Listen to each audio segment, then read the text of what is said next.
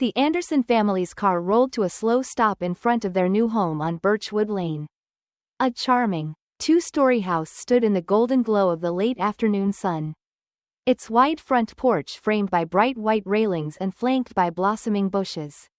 Lisa Anderson let out a small gasp as she took it all in. This was their fresh start, a place where her husband, Michael, would lead the town as its new police chief, and where their children, Jade and Liam, could grow up with the opportunities they had always dreamed of.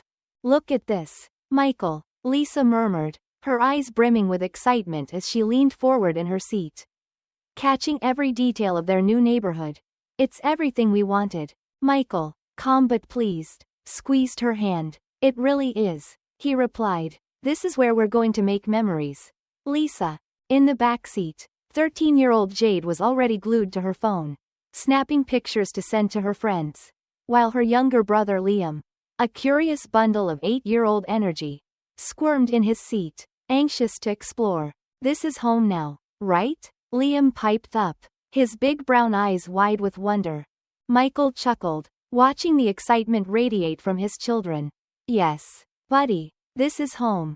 As they climbed out of the car, they paused to take in the quiet beauty of Maplewood. The houses, each with a neatly mowed lawn and carefully pruned bushes, stood in a row of two-story charm, their front porches lined with hanging plants and wind chimes. Families strolled along the tree-lined sidewalks, and a few neighbors waved in passing, curious but polite. "Come on, kids, let's go see our new house," Lisa called, her voice bubbling with joy. Jade and Liam darted ahead, racing each other to the front door as Michael and Lisa followed close behind. But as the family approached their new home, Lisa noticed a pair of watchful eyes fixed on them from across the street. An elderly woman with carefully styled silver hair stood by her window, her face framed by lace curtains as she looked out with a critical gaze. Lisa felt a flicker of discomfort but quickly brushed it aside, waving a friendly hello in case the woman happened to notice. The woman, Edith Cartwright, as they would later come to know her, narrowed her eyes slightly. Her lips pressed into a thin, disapproving line. Lisa's hand dropped to her side, and she shook her head, determined to focus on their excitement rather than any strange first impressions. Inside, the Andersons set to work making the house their own, filling it with laughter as they unpacked boxes and imagined the memories they'd soon create. Jade claimed the larger bedroom with a squeal of delight, while Liam scouted out the backyard, envisioning treehouses and secret forts. Lisa moved from room to room, adjusting framed photos of family vacations, their wedding day, and the children's first steps, filling the house with warmth and history. From time to time, Lisa caught herself glancing out the window, noticing the careful, pristine lawns and well-tended gardens that lined the street. There was an air of stillness to the neighborhood, a sense of order that was almost too perfect. She tried to shake off the feeling that their every move was being watched, that their new life was already under scrutiny. And across the street, behind those lace curtains, Edith Cartwright kept her vigil, with her arms crossed and her gaze unwavering. She watched the Andersons like an intruder in her carefully constructed world. To her, Birchwood Lane wasn't just any street. It was her street, a place where things stayed the same, a place of tradition, and, to her mind, order. And the Andersons, no matter how friendly or accomplished, didn't quite fit into the picture she had of her idyllic neighborhood. The day slipped into evening, and as the Andersons sat on their porch, their laughter drifting softly into the night, Edith finally drew her curtains shut, a faint scowl etched into her face. She would meet them soon enough, she decided, and when she did, she would make it clear that while they might be new to the neighborhood, there were rules and expectations they would need to understand. Back on the porch, unaware of the storm brewing just across the street, Michael wrapped an arm around Lisa, and they watched Jade and Liam chase fireflies in the yard. Their laughter bright against the calm night. The family felt a sense of joy and peace, the thrill of a new chapter waiting to be written. But for the Andersons, the days ahead would reveal that the small-town charm of Maplewood held secrets, and that not everyone was ready to welcome them with open arms. The morning sun cast soft rays through the leaves of the old oak trees lining Birchwood Lane. Lisa Anderson was outside, kneeling in the flower beds along their front yard, her gloved hands sifting through the soil as she arranged a row of petunias. It was early enough that the neighborhood was still quiet, with only the chirping of birds and the occasional distant hum of a lawnmower filling the air. "Let's see how these petunias do," she muttered to herself, adjusting one of the bright purple blooms. Gardening had always been a calming ritual for her, a way to make any new place feel like home. Here, she hoped it might spark friendly conversations with her new neighbors. As if on cue, she heard a faint click of heels against the sidewalk. Looking up, Lisa saw Edith Cartwright approaching. Her silver hair styled immaculately, her posture upright and dignified. A small terrier trotting beside her on a taut leash. Lisa's heart skipped a beat, and she quickly pulled off her gardening gloves, ready to make a good first impression. "Good morning," Lisa called out warmly, rising to her feet and brushing soil from her jeans. She flashed a welcoming smile at Edith, hoping to break through the invisible wall she'd sensed since they'd moved in. Edith stopped, her expression impassive as her eyes swept over Lisa's flower bed. "Morning," she replied, her tone clipped. She gave the flowers a cursory glance before shifting her gaze back to Lisa. "You must be one of our new neighbors," she added, her voice cool and formal. "That's right," Lisa replied, extending her hand with an easy smile. "I'm Lisa Anderson. My husband, Michael, is the new police chief. We just moved in with our 2 kids, Jade and Liam. We're really excited to be here." Edith hesitated, barely glancing at Lisa's hand before clasping it with an air of duty rather than welcome. "Edith Cartwright. I've lived on Birchwood Lane for over 40 years, she said, as if to establish her territory. Her grip was firm, her gaze unflinching, and Lisa felt the handshake end far sooner than she expected. "It's lovely to meet you, Mrs. Cartwright," Lisa replied, undeterred by the frosty reception. "We're really looking forward to getting to know everyone. Maplewood seems like such a charming community."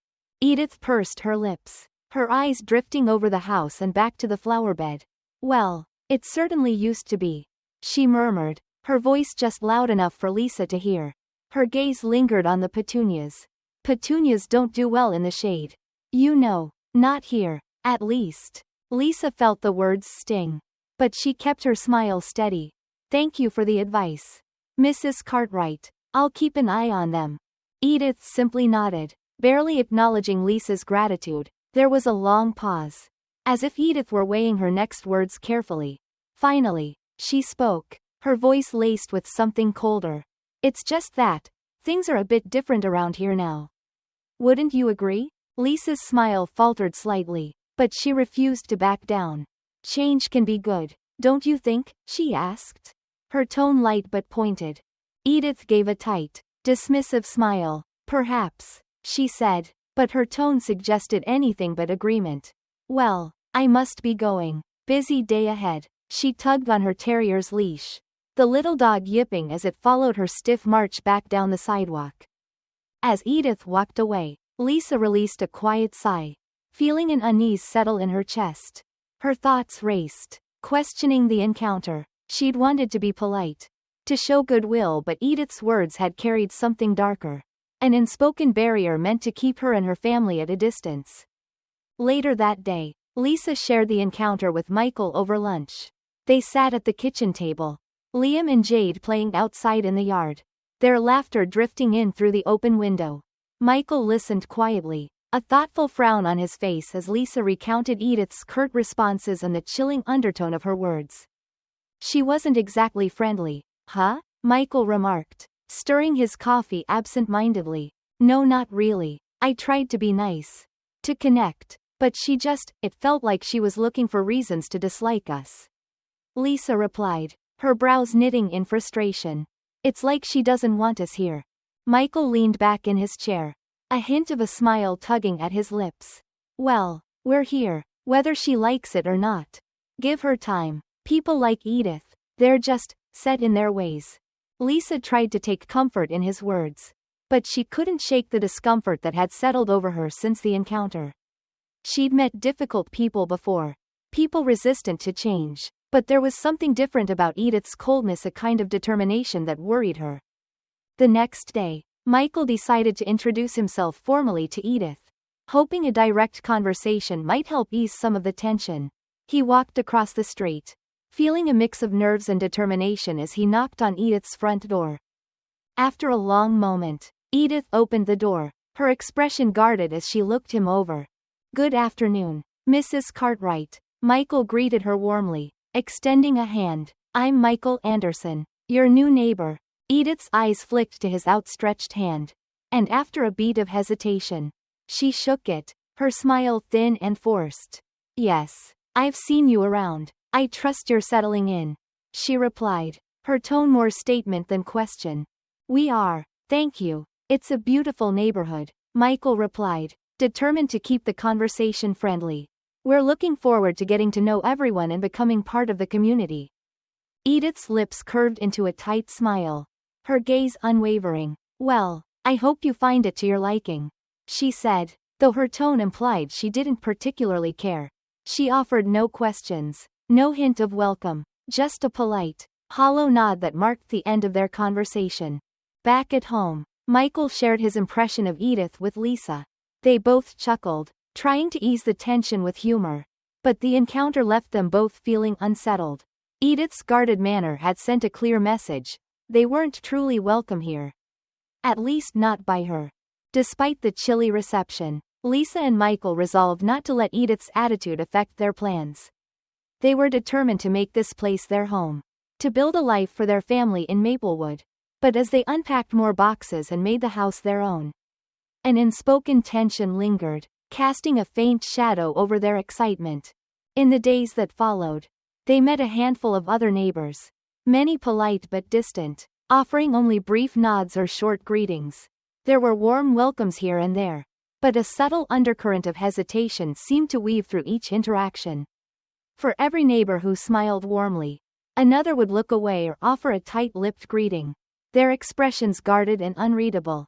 And yet, each evening, as they sat together on the porch or gathered around the dinner table, the Andersons reminded each other that they belonged here just as much as anyone else. They had worked hard for this new beginning, and no frosty introductions or wary glances would deter them. As they tucked their children into bed that night, Michael and Lisa shared a quiet moment of resolve. They would face whatever came next with strength and grace, refusing to let a few cold stares disrupt the life they wanted to build. But across the street, Edith sat alone in her living room, her gaze fixed out the window as she watched the Andersons' porch light flicker on. To her, they were still outsiders. No amount of smiles or friendly words would change that. And as the days would soon show, Edith had no intention of making their transition into Maplewood an easy one. The idea came to Lisa one evening as she watched her kids play in the backyard. The smell of freshly cut grass and the golden light from the setting sun created a perfect picture of what life in Maplewood could be: warm, welcoming, and filled with the laughter of neighbors and friends. She wanted that sense of belonging for her family, a chance to introduce themselves to the neighborhood with more than just a polite wave. "Michael," Lisa called from the back door, her eyes shining with excitement as he looked up from his paperwork. "How about a neighborhood barbecue?" Michael glanced up, a slow smile spreading across his face. "A barbecue? I like the sound of that." "Think about it," Lisa said, her voice full of hope. "Good food, games for the kids, music, a chance to really connect with everyone." Jade and Liam overheard and ran up to join the conversation, practically bouncing with enthusiasm. "Can we have a big grill, Dad?" Liam asked, eyes wide. "And maybe some games in a face-painting booth?" Jade added, her imagination already running wild. Michael laughed, the warmth of his family's excitement contagious. "All right, sounds like we're doing it," he agreed. "Let's make this barbecue one to remember." In the days that followed, the Andersons threw themselves into planning the event. Lisa sketched out a menu on a notepad, determined to offer a spread that would cater to everyone's tastes: juicy burgers, marinated ribs, hot dogs, grilled vegetables, fresh salads, and a few of her favorite desserts. She could already picture the colorful platters, the smoky aroma of the grill, and the smiles on everyone's faces. Jade offered to make invitations, filling them with vibrant colors and cheerful designs. She spent an entire afternoon cutting out shapes and decorating each one, making sure they radiated the warmth she hoped to bring to the barbecue. When the invitations were ready, the Andersons went door to door, delivering them with smiles and friendly handshakes. Most neighbors responded politely, some with genuine interest and others with reserved smiles, leaving Lisa with a nagging sense that their warm efforts might not be reciprocated. Finally, they reached Edith Cartwright's house. Lisa took a deep breath, steeling herself as she rang the doorbell. Jade stood beside her, holding one of the most carefully crafted invitations in her hand. After a long pause, Edith opened the door, her face unreadable as she took in her visitors. "Good afternoon, Mrs. Cartwright," Lisa said, her voice unwaveringly cheerful. "We wanted to invite you to a barbecue we're hosting this weekend.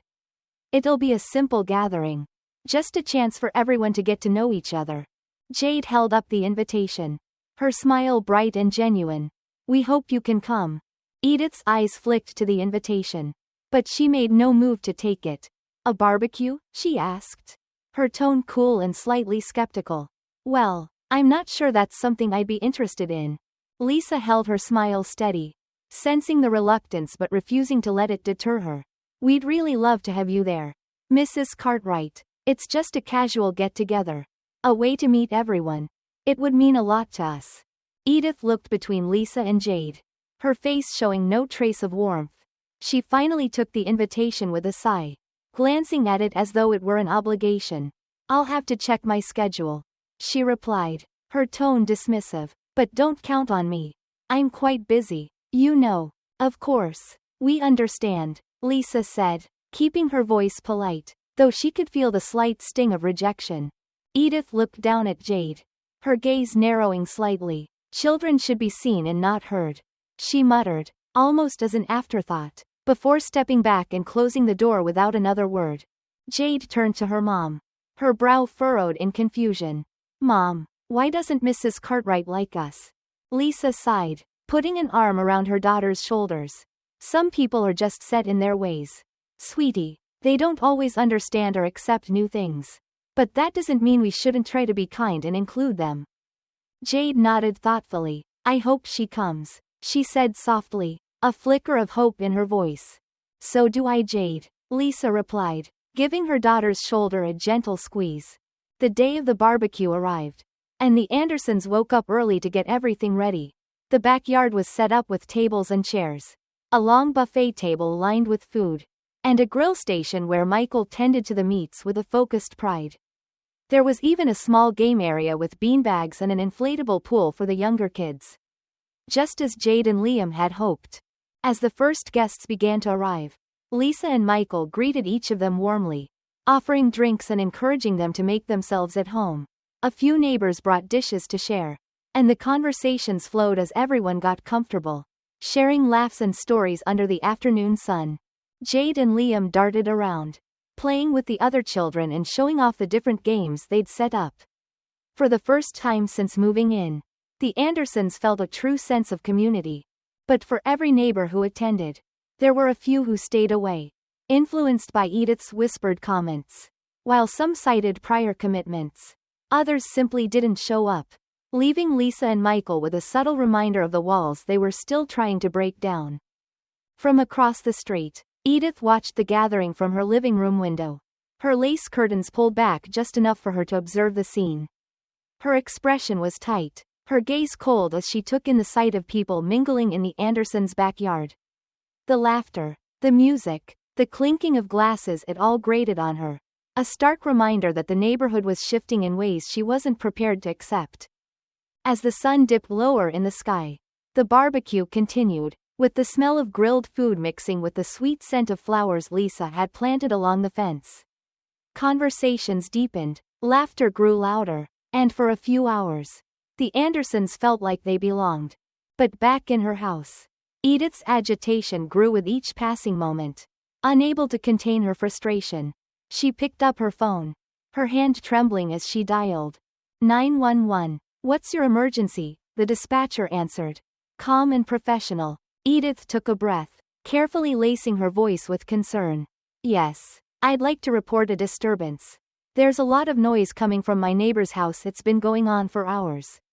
I'm worried something might be wrong. The dispatcher asked a few routine questions, and Edith answered them all, making sure to paint a picture that would raise alarm. She spoke of loud music, shouting, and what she described as suspicious behavior. With a final, whispered statement, she added, "They're new to the neighborhood. And I don't know who all these people are. I'm concerned for our safety." The dispatcher assured her that officers would be sent to check the situation. And Edith hung up the phone, a twisted satisfaction settling over her. She imagined the look on the Andersons' faces when the police arrived.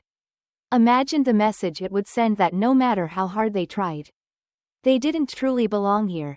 Meanwhile, in the Andersons' backyard, the evening air was filled with contentment. Michael was chatting with a few neighbors, laughing over stories about his new job, while Lisa moved from guest to guest, making sure everyone felt welcome. Jade and Liam were still playing, their giggles echoing through the yard as they chased fireflies. But the peace was soon shattered by the sound of footsteps approaching. Michael turned, noticing two uniformed officers making their way up the driveway.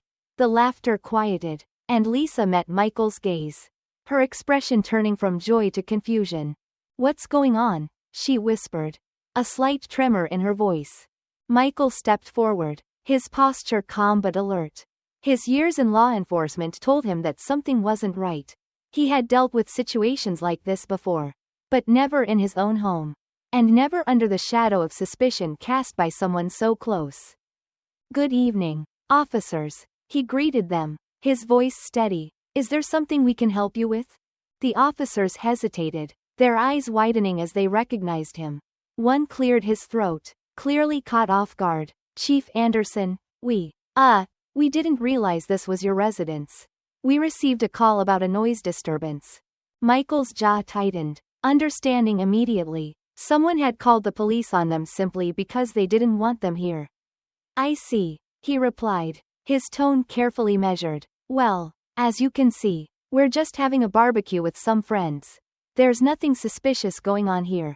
The officers exchanged glances, visibly uncomfortable. "We'll just take a quick look around to confirm," one of them said, his tone apologetic. "Of course," Michael replied, stepping aside. "Feel free." As the officers walked through the backyard, the tension in the air was thick, the earlier cheer replaced by a heavy silence. Lisa stood close to Michael, her hand gripping his arm, her face pale. "I can't believe this is happening," she whispered. Michael gave her a reassuring squeeze, though his heart ached with anger and disappointment. "It's going to be fine. They'll see there's nothing wrong." As the officers finished their inspection and returned to Michael, one of them spoke, his voice low and apologetic. "Everything looks fine here, Chief. Sorry for the inconvenience. It seems this was just a misunderstanding." Michael nodded, keeping his emotions in check. "Thank you, officers. Have a good evening." As the officers walked back to their car, the tension slowly began to lift, but a lingering sense of unease remained. Around them, guests resumed their conversations, though their voices were quieter, their smiles strained. The children sensed the shift in mood, clinging closer to their parents, eyes wide with confusion. Back across the street, Edith watched the police car pull away, her face twisted in frustration. The plan had backfired. The Andersons hadn't been intimidated, if anything. They seemed more determined than ever. In the backyard, Michael wrapped an arm around Lisa, pulling her close as they watched their children play. They exchanged a look of quiet resolve, knowing that while the road ahead might be difficult, they would face it together. For the Andersons, the barbecue had ended on a bitter note. But in that moment, under the darkening sky, they made a silent vow. They would not be driven out. This was their home, and no amount of prejudice or unwelcome stares would take that from them. The next morning dawned clear and quiet, a soft autumn light filtering through the trees along Birchwood Lane. In the Anderson household, however, the memory of the previous night's interruption still weighed heavily. Lisa stirred her coffee at the kitchen table, her mind replaying the moment when the police officers had walked into their backyard, disrupting what was supposed to be a day of connection and joy. Michael, sitting across from her, leaned back with a pensive expression, His usual calm demeanor was touched by a trace of frustration as he folded his arms across his chest. He had encountered enough prejudice in his years as a police officer to know the sting of unfounded suspicion. But this time, it had been different. It had happened in his own home, in front of his family and friends. "Do you think it was her?" Lisa asked quietly, breaking the silence, though they both knew who she meant. Michael sighed, nodding slowly. "I can't say for sure," he replied, his voice low, "but I wouldn't be surprised. Edith Cartwright has made her feelings clear since the day we moved in." Lisa shook her head, her brows knitted with frustration. "We did everything we could to be respectful, to show we're here to be a part of the community. And yet," her voice trailed off, a mix of hurt and anger flickering in her eyes. Michael reached across the table, placing his hand over hers, giving her a reassuring squeeze. "This won't be the last time we face something like this," he said gently, "but we're here to stay. We'll keep doing what we've always done, showing kindness, being respectful, and proving ourselves by how we live, not by how others see us." Lisa nodded, though she could feel the weight of the challenge ahead. They had wanted a fresh start, a place where their family could thrive. But now, she realized, they would have to fight for their place here, not with fists or harsh words, but with the quiet resilience and grace that had always defined them.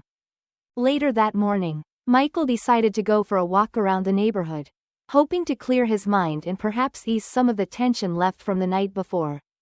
As he walked along Birchwood Lane, he nodded to a few passing neighbors, some of whom offered polite, if hesitant, smiles. Approaching Edith Cartwright's house, he caught a glimpse of her standing on the porch, fussing with the pots of flowers lining her steps. She looked up, her eyes meeting his briefly before she turned away, her expression stiff and unreadable. Michael took a deep breath, his mind churning as he debated whether to confront her. Part of him wanted to call her out, to ask her directly if she had made that call, but he held back, reminding himself that he couldn't let anger dictate his actions. Instead, he called out in a calm voice, "Good morning, Mrs. Cartwright." Edith turned slowly, her gaze cautious as she looked him over. "Good morning, Mr. Anderson," she replied, her tone cool and measured. Michael approached the edge of her lawn, maintaining a respectful distance. "I hope everything's well with you," he said evenly, his eyes steady. Edith's lips pursed slightly, as if weighing her words carefully. "Quite well, thank you," she replied, "though last night was rather lively. Wouldn't you say?" Michael felt a flash of heat rise in his chest, but he kept his tone steady. "Yes, it was. We had some friends and neighbors over for a barbecue. Just a chance to get to know people." Edith gave a thin smile, her eyes narrowing slightly. "I see. I suppose a neighborhood like ours is bound to change when new families come in." The weight of her words hung between them, an invisible line drawn across the lawn. Michael felt the urge to push back, to say something that would show her he wasn't blind to her hidden message. But instead, he took a deep breath, choosing his words with care. "We're here to be a part of the community, Mrs. Cartwright," he said, his voice firm but respectful. "We're hoping to build a life here, just like anyone else." Edith's smile faded, her expression turning stony. "Well," she replied, her voice clipped, "we'll see about that, won't we?" With that, she turned and stepped back onto her porch, closing the door firmly behind her. Michael stood there for a moment, feeling a mixture of anger and determination settle over him. He had done all he could to extend an olive branch, but it was clear that Edith was determined to hold onto her hostility. As he walked back to his house, Michael felt a renewed sense of purpose. He and his family would not be chased out or made to feel unwelcome. They belonged here, and no amount of prejudice or coldness would change that. Inside, Lisa greeted him with a questioning look. "How did it go?" Michael shrugged, giving her a faint smile. "About as well as you'd expect. But we're not letting her stop us." Lisa nodded, her own resolve hardening. "Then we'll keep showing up. No matter what. We'll keep inviting them to our events. We'll keep introducing ourselves. We'll show them who we are." Later that week, the Andersons hosted a second gathering, this time a smaller dinner with the neighbors who had shown them kindness. Mrs. Wilson, a kindly older woman, brought a dish of baked beans, while Mr. Ramirez, the single father from down the street, came with his 2 kids and a warm smile. The evening was a success, full of laughter and connection, and it reminded the Andersons of why they had chosen this neighborhood in the first place.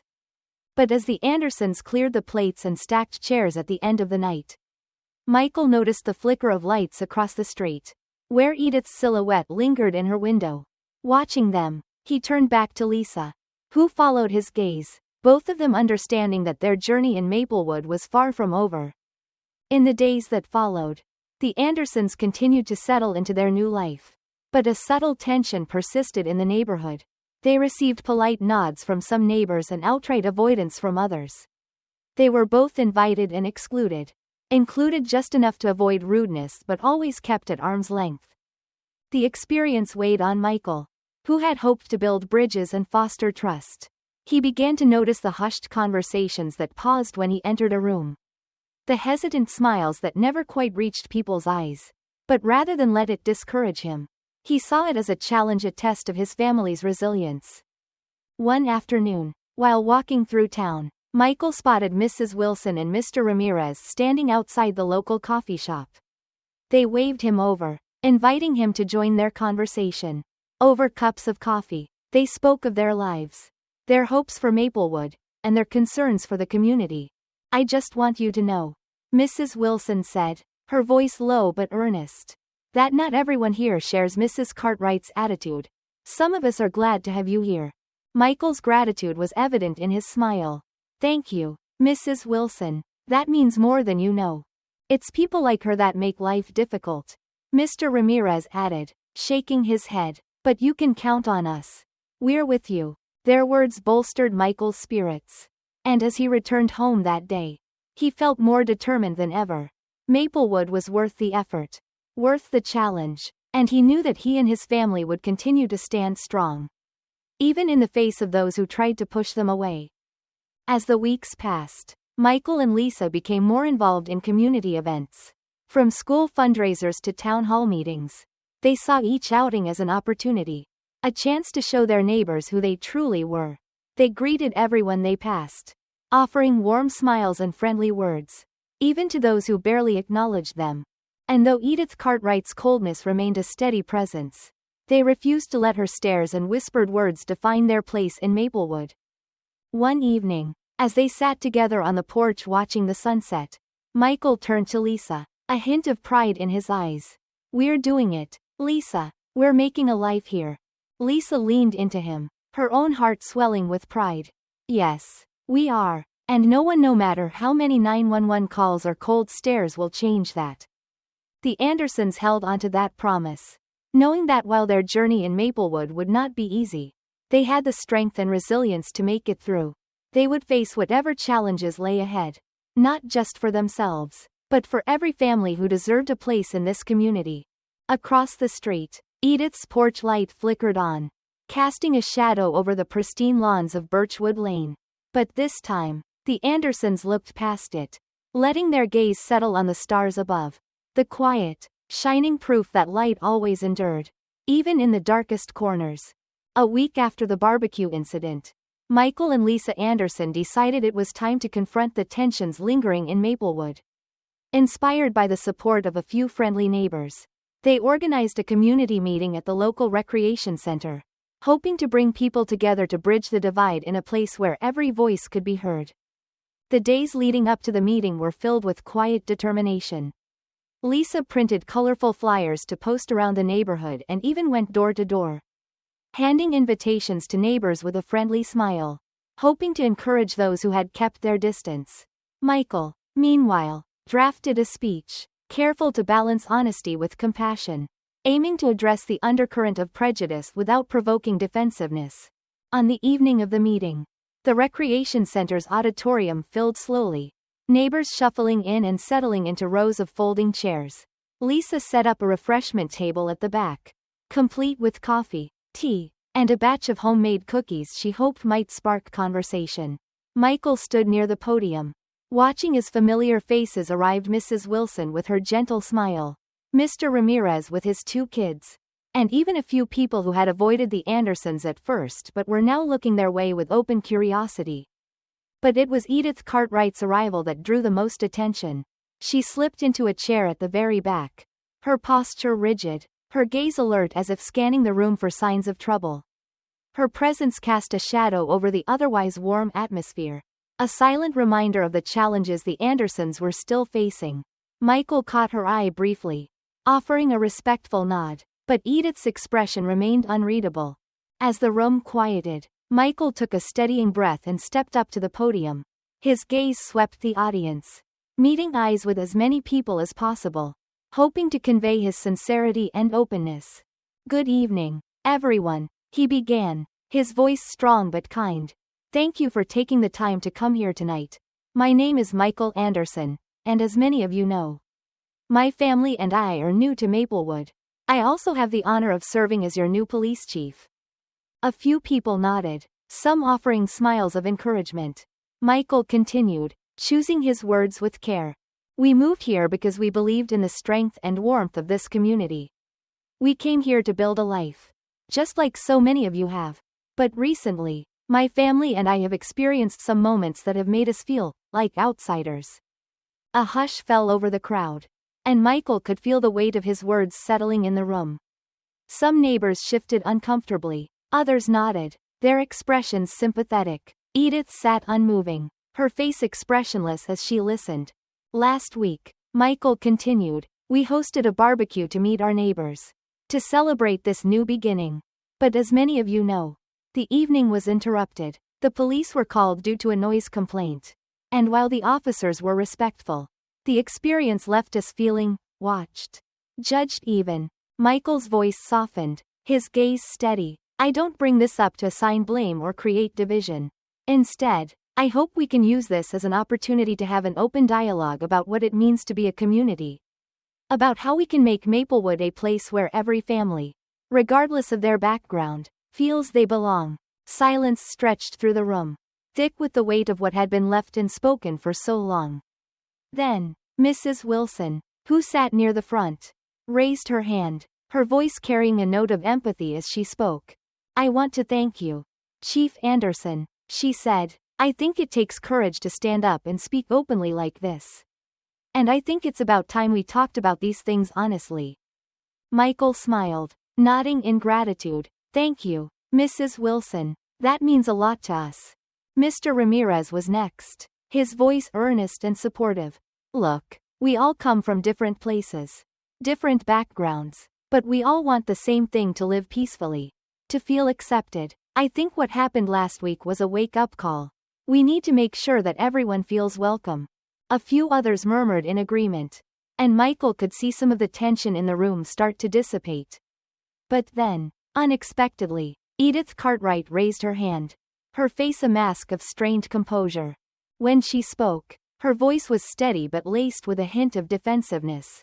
"I think we should be careful not to blow things out of proportion," she said. "This is a peaceful neighborhood, a place with a certain tradition, and I don't think any of us want to see that change." Her words hung in the air, a subtle but unmistakable challenge. Michael met her gaze, his expression calm but resolute.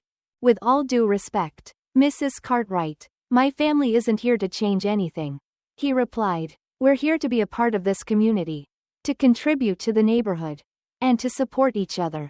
Tradition is important, yes, but so is growth. A true community embraces change because that's how it stays strong." Edith's expression tightened, her lips pursing, but she said nothing further. Michael looked back at the room, feeling the pulse of support from the crowd. "Every one of us deserves to feel safe, respected, and valued," he said, letting his words resonate. "That's the kind of community I want to help build, for my family and for all of you."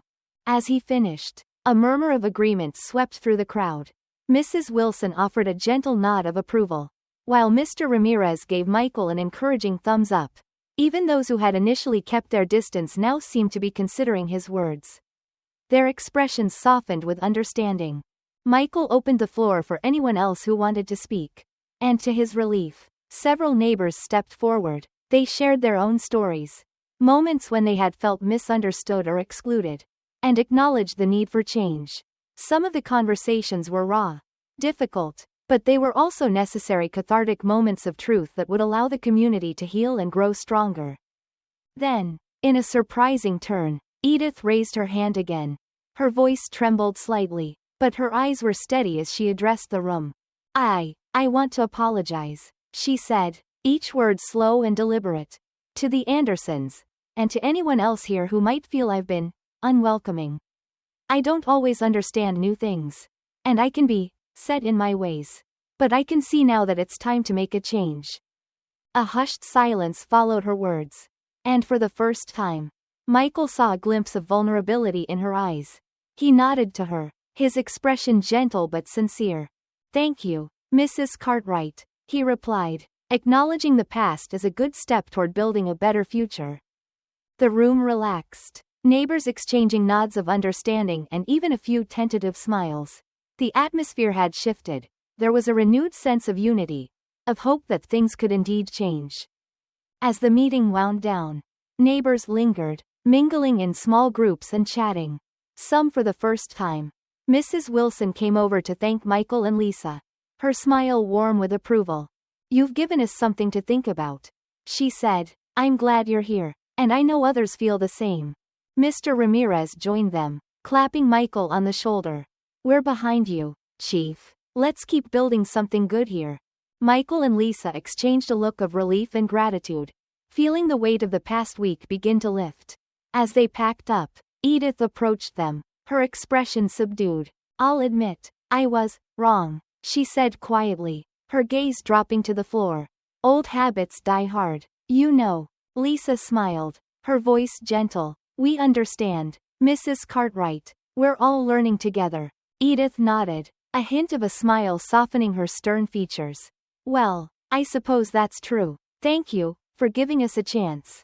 As Edith walked away, Michael and Lisa shared a look of hope. The journey wasn't over, but they had taken a meaningful step forward.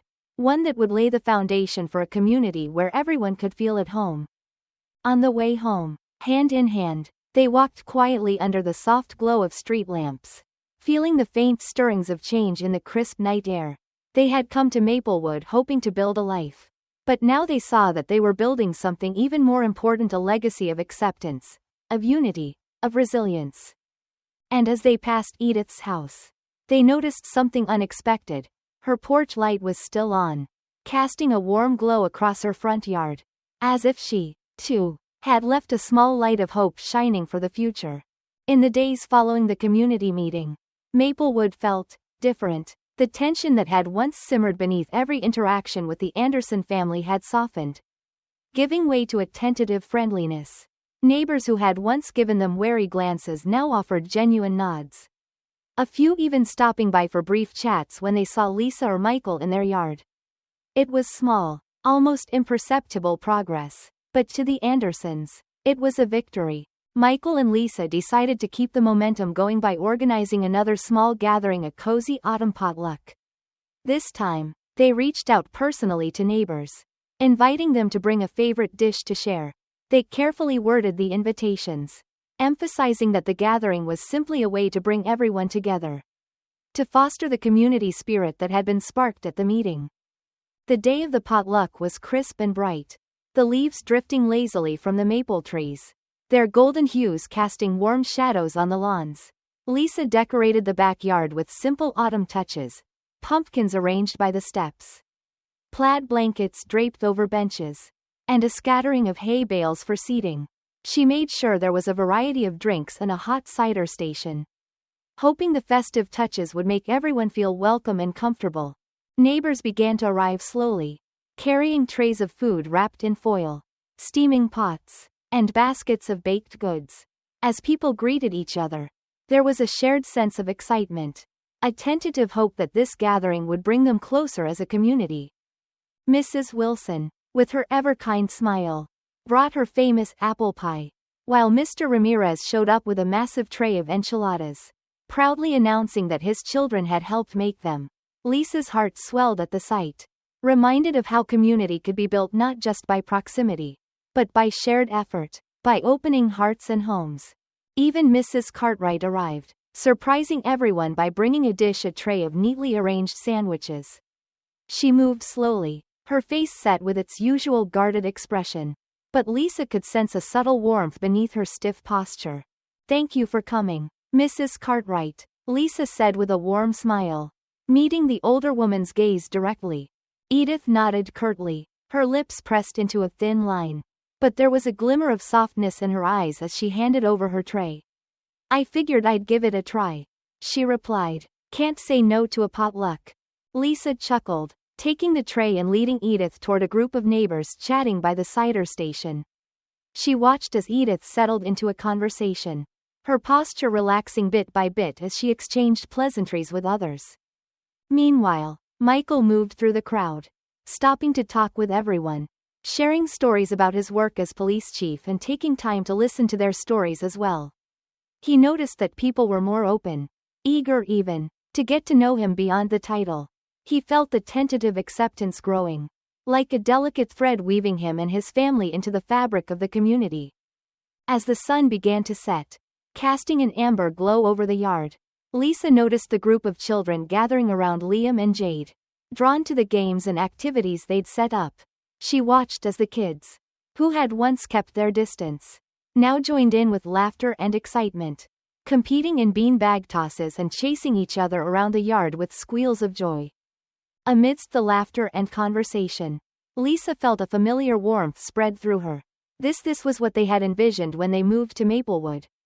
Not just a house, but a place where their family could thrive, where they could find friendship and support. As the potluck continued, Michael took a moment to gather everyone's attention, raising his cider cup with a smile. "I just wanted to take a moment to thank everyone for being here," he said, his voice carrying a warmth that resonated through the gathering.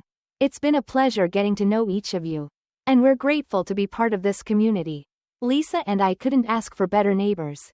A round of applause followed his words, and as Lisa looked around, she noticed even Edith clapping softly, her expression one of quiet approval. Just then, Mr. Ramirez, his eyes twinkling with humor, raised his own glass. "Here's to the Andersons. May they keep throwing these potlucks so I don't have to cook at home." The crowd burst into laughter, and even Edith's stern expression softened as a faint smile tugged at her lips. The evening wore on, and as the stars began to appear, the Andersons and their neighbors gathered around a small bonfire Michael had set up in the backyard. The children roasted marshmallows, sticky fingers reaching for s'mores as they huddled together, their laughter echoing in the crisp night air. Neighbors shared stories, some reminiscing about the early days of Maplewood, while others spoke of their own families, their roots, and the shared dreams they had for the neighborhood. Seated on a hay bale, Edith found herself caught up in one of these conversations. For the first time, she shared memories of her husband, who had passed years ago, and spoke of her own childhood in a much different Maplewood. Her voice softened as she recalled those years, the hint of a smile on her lips as she painted a picture of a community built on simple values and unspoken bonds. Michael, listening intently, leaned forward. "That's what we want, too, Mrs. Cartwright. A place where everyone feels like they belong, where traditions are cherished but open to everyone." Edith glanced at him, her face unreadable, but after a moment, she nodded, her gaze thoughtful. "It was different back then." "True," she murmured, "but maybe it's time to find a new kind of tradition." Lisa felt her heart lift, a flicker of hope sparking as she saw Edith's expression soften. She couldn't remember the last time she had seen the older woman so at ease, her usual guardedness melting away in the warmth of the firelight. As the evening came to a close, neighbors hugged, exchanged phone numbers, and promised to keep in touch. Mrs. Wilson even invited the Andersons to her church's upcoming fall fair, her eyes shining with enthusiasm as she explained how the event brought the entire town together every year. Lisa accepted with gratitude, excited by the idea of further connecting with their community. Finally, as the last guests said their goodbyes, Edith approached Lisa, a hesitant smile tugging at the corners of her lips. She looked down for a moment, then met Lisa's eyes with a rare warmth. "I wanted to thank you," Edith said quietly, for including me. I haven't felt this connected to my neighbors in years." Lisa's heart swelled with empathy. And she reached out, taking Edith's hands in hers. "You're always welcome, Mrs. Cartwright. We're all part of this neighborhood. And that means we all belong here." Edith nodded, her face softening. "I suppose we do," she replied, her voice almost a whisper. With one last glance, she turned and walked back to her house, her steps lighter than they'd ever seen. As the Andersons finished tidying up, Michael wrapped an arm around Lisa's shoulders, pulling her close as they watched the embers of the fire glow in the quiet night. "We did it, Lisa," he murmured, a note of pride in his voice. "We're building something real here." Lisa leaned her head against his shoulder, a satisfied smile on her lips. "Yes, we are, and it's only the beginning."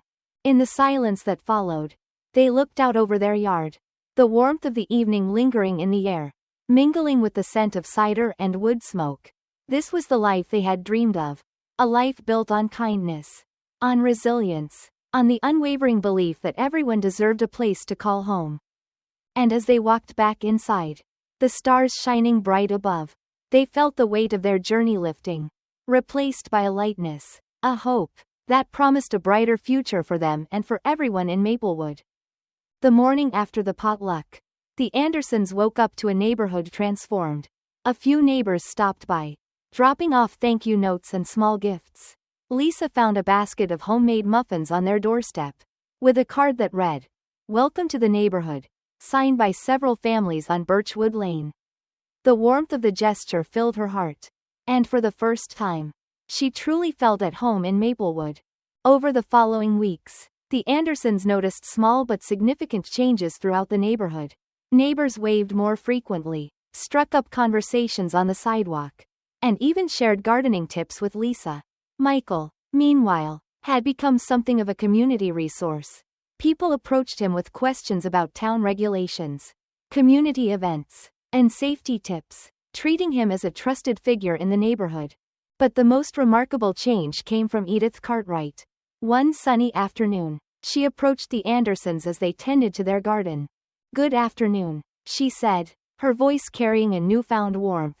She eyed the petunias, now thriving under Lisa's care, and gave an approving nod. "The petunias are looking quite lovely, Mrs. Anderson. Seems you've got a natural green thumb." Lisa smiled, pleasantly surprised. "Thank you, Mrs. Cartwright. I've been taking good care of them, thanks to your advice." Edith cleared her throat, seeming a bit uncomfortable but determined.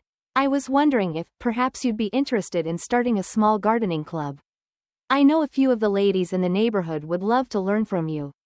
And I'd be happy to share what I know as well." Lisa's heart swelled with gratitude and surprise. "I would love that, Mrs. Cartwright. It sounds like a wonderful idea." Michael grinned as Edith turned to him, a newfound softness in her gaze. "And Chief Anderson," she added, "it seems we could use someone to help coordinate neighborhood safety meetings. We haven't had one in years, and it would be good to have an official presence." Michael nodded, understanding the significance of her words. "I'd be honored, Mrs. Cartwright. Let's work together to make it happen." With that, Edith walked back to her house, leaving Michael and Lisa in awe. They hadn't expected such a gesture from her, but it was a testament to the slow but steady transformation happening in Maplewood. The barriers that once divided them were finally crumbling, replaced by genuine connections and a growing sense of trust. A few weeks later, Lisa and Edith held the first gardening club meeting in the Andersons' backyard. Several neighbors joined, some with gardening tools, others simply eager to learn.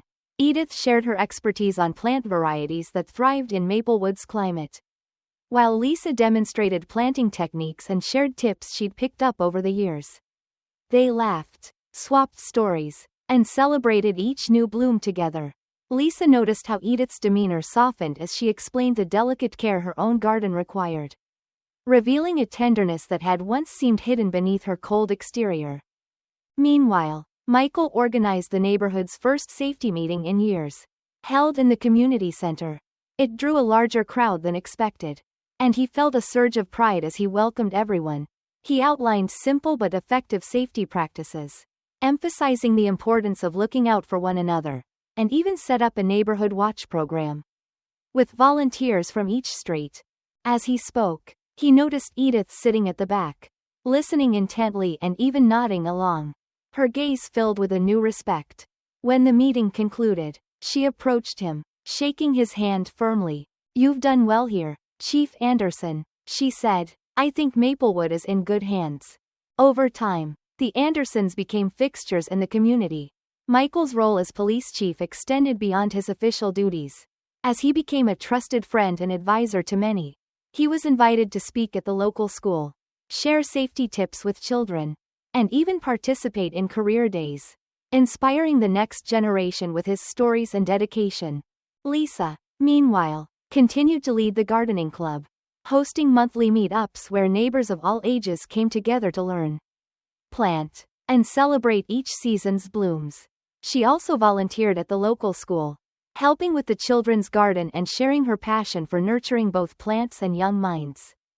Their children, Jade and Liam, thrived as well. Jade became fast friends with a group of girls from her class, her confidence blossoming as she participated in after-school activities and sports. Liam, though quieter, was loved by his classmates and often invited friends over to play in the backyard, where the Andersons had set up a small play area. The kids grew up with a deep sense of belonging, knowing they were part of a supportive community that embraced them.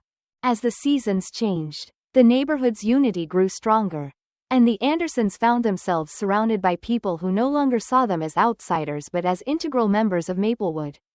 The annual Fall Fair, hosted by Mrs. Wilson's church, was a testament to this newfound unity.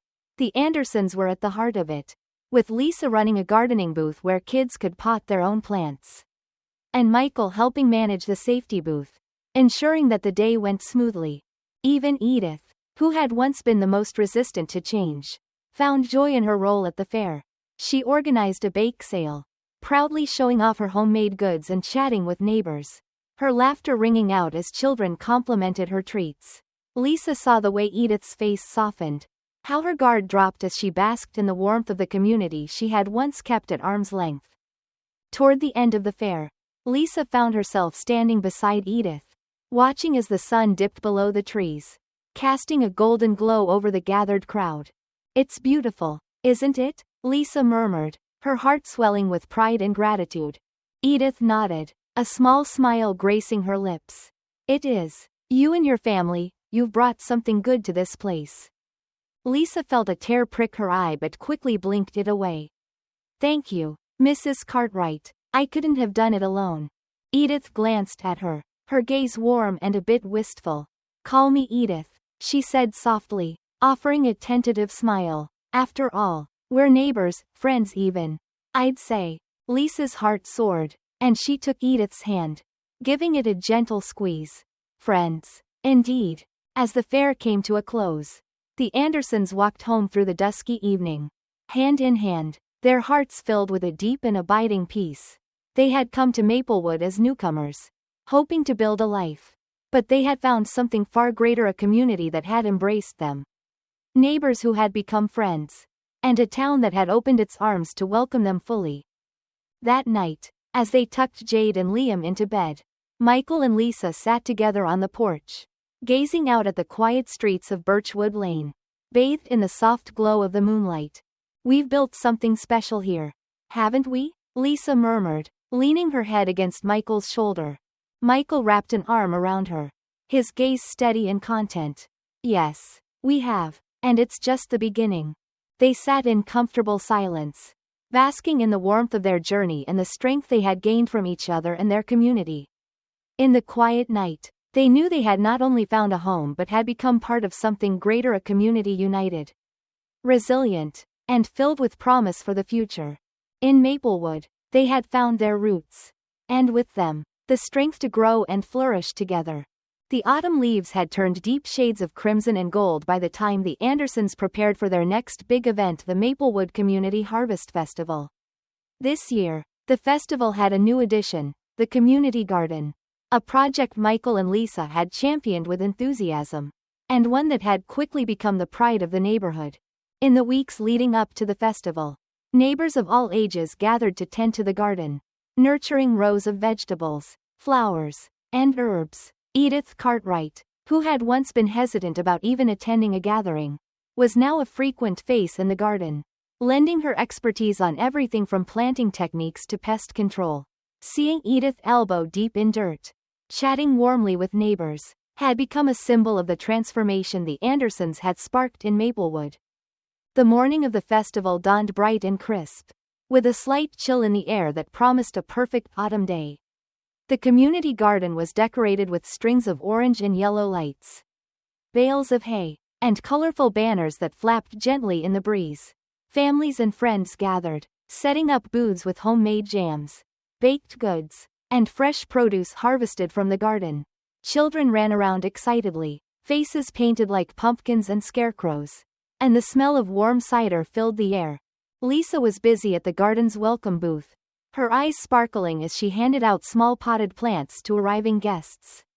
She looked up to see Michael guiding a group of children through the vegetable beds, explaining how each crop was grown. The kids watched him intently, fascinated by the stories he shared about the food they would take home and the community that had come together to grow it. As the festival continued, Edith found herself seated beside Lisa at the welcome booth, helping organize the steady stream of visitors.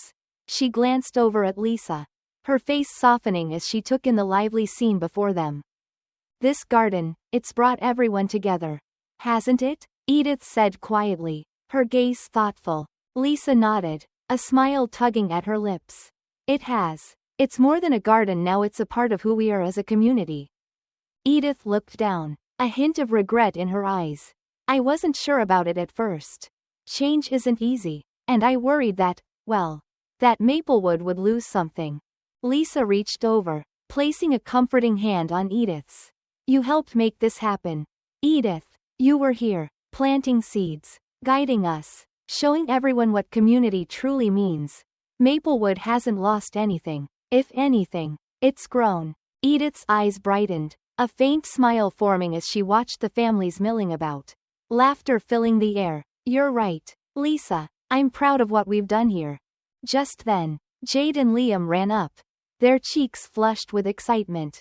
"Mom, Dad," Jade exclaimed, "the pie eating contest is about to start."